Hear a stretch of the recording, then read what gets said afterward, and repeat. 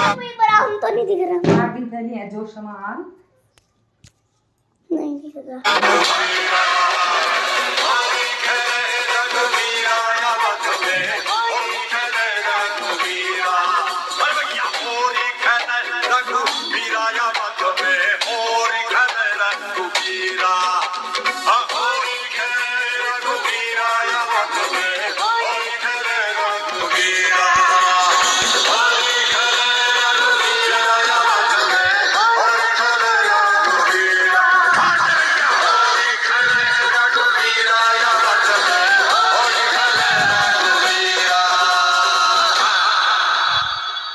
ये कन्ना कन। अरे पहले मेरे को खाने दे।